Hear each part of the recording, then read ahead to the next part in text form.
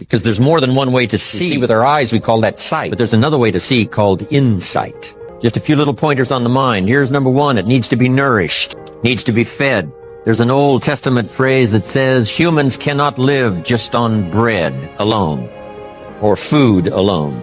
Dogs can, a crocodile can, a spider can. Humans cannot exist just on food. Here's what it says.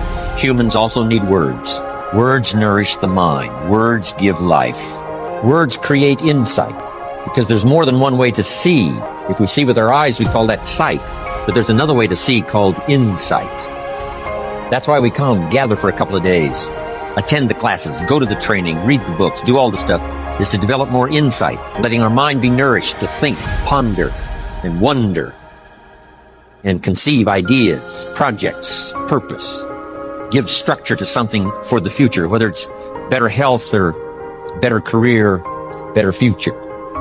Next, the mind needs to be exercised. Exercised by debate.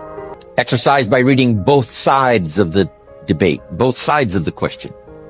So the great debate is on, and this is part of mental exercise, the great debate. Major life issues, major political issues. Don't leave yourself out of the great debate. One, the mind needs to be nourished by ideas. Second, it needs to be refined and stimulated, exercised by debate. We need both sides of the human drama represented.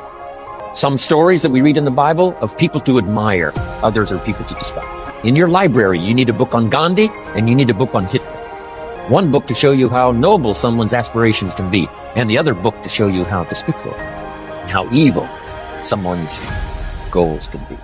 Both sides we study good and evil, one we love and one we hate. We study illness, we study health.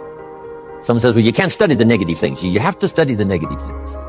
You have to give voice to and mind to and time to both sides of the issue so that you can strengthen your side of the argument.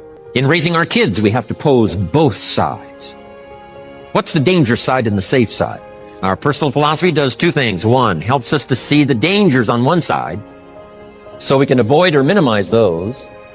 Then our personal philosophy needs to be developed so we can see the opportunities on the other side so we can maximize those.